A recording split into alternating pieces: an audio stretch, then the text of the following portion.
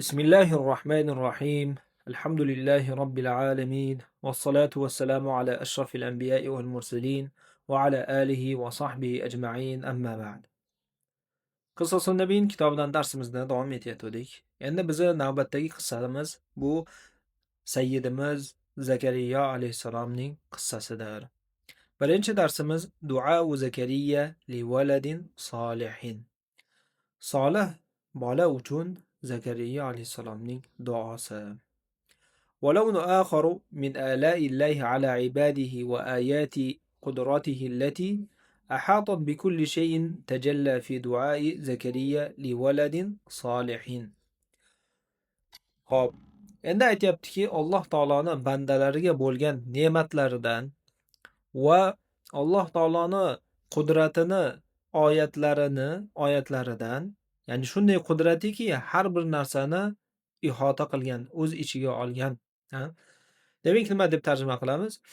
Xo'p, Alloh taoloni bandasiga bo'lgan ne'matlardan va har bir narsani qamrab olgan qudratini oyatlaridan boshqa bir rangdagisi Zakariya alayhisalomni solih bolasi uchun qilgan duosida namoyon bo'ldi. Ya'ni Alloh taoloning ne'matidan boshqa turdagisi Zakariya alayhisalomni duosida ravshan bo'ldi deyapti. Livaladin solihin, bu Zakariya alayhisalom solih bola uchun duo qilgan edi. Solih farzand bo'lsin deb duo qilgan edi. Xo'p, mana bu yerda endi sifati ketyapti mana shu bolani. Livaladin solihin, solih bola uchun. Rodiyin, demak rozi bo'ladigan bola. Barrin degani yaxshi bola, taqiyin, taqvodor bola. Yarithuhu, ya'ni Zakariya alayhisalomdan meros qilib oladigan, ya'ni nubuvvatni va yaxshiliklarni meros qilib oladigan. Va yarithu min ali Yaquba, Yaqub xonadonidan ham meros qilib oladigan. Va yaqumu bid-da'vati ilallohi, va Allohga da'vat qilib qoyim bo'ladigan deyapti.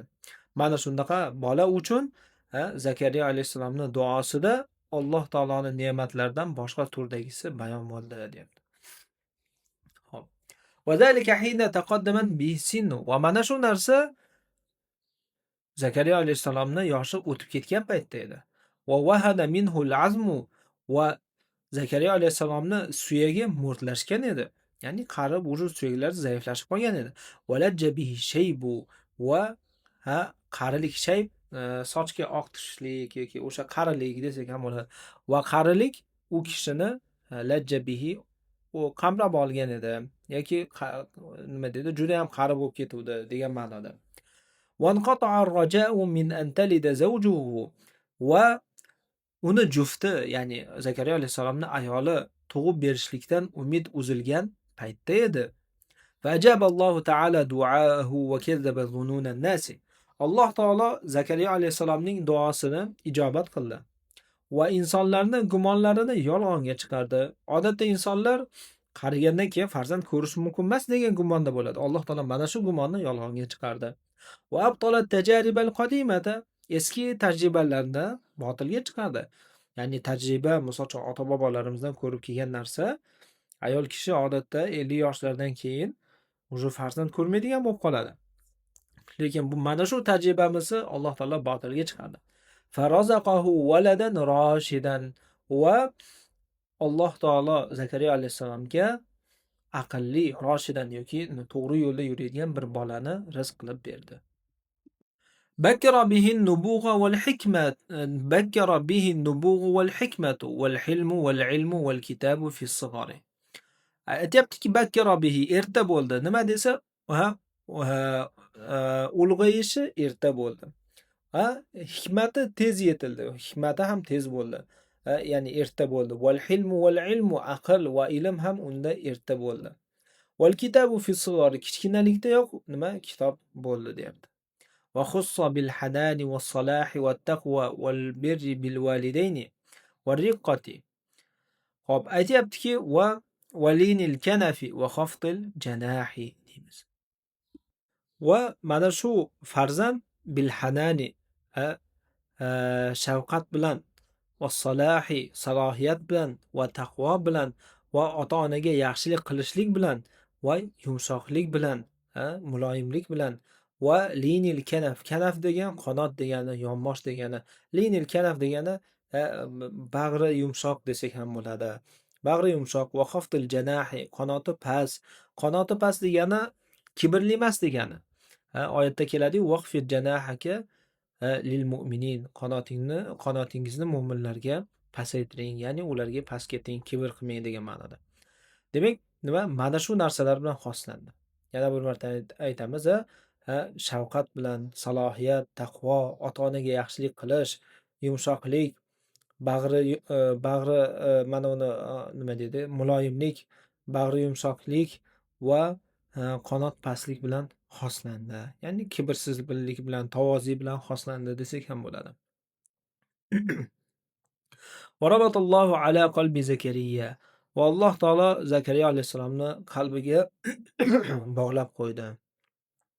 Va arahu ayatin tadullu ala qudratillahi al-wasi'ati. Va Allohni keng qudratiga dalolat qiladigan oyat mo'jizalarni Alloh taolo Zakariya alayhisalomga ko'rsatdi. Ko'rsatish. Va annahu yaf'alu ma yasha va yakhluqu ma yasha. Va Alloh taolo xohlagan narsasini qilishligini va xohlagan narsasini yaratishligini ko'rsatdi deb tepaga bog'laymiz. Va arahu tasarrufahu fi khalqihi va fi a'dha'i jismihi yuharriku ma yasha va yu'attilu ma yasha. Va bandalarni maxluqotlardagi tasarrufini va maxluqotlarni jismini, a'zolaridagi tasarrufini ham Alloh taolo u kishiga ko'rsatdi deymiz. Yuhariku ma yasha, xohlaganday Alloh taolo harakatlantiradi maxluqotlarini. Va yu'attilu ma yasha, va xohlagan narsasini harakatlantirmay qo'yadi. Va tahaqqaqa lahu anna al-kawna kulluhu bi yadihi. Va koinotni barchasi Alloh taoloning qo'lida ekanligi mana bu Zakariya alayhisalomga haqiqat bo'ldi. Yukhrijul hayya minal mayyiti. Tirikdan o'likni chiqaradi va yukhrijul mayyita minal hayyi. O'likdan esa tirikni chiqaradi. Ya'ni o'lik nima? O'likni tiriltiradi va o'likni tiriltiradi va tirikni esa o'ldiradi degan ma'noda. Va yarzuqu ma yasha'u bighayri hisob. Va xohlagan kimsasini biror bir hisob kitobsiz rizqlantiradi.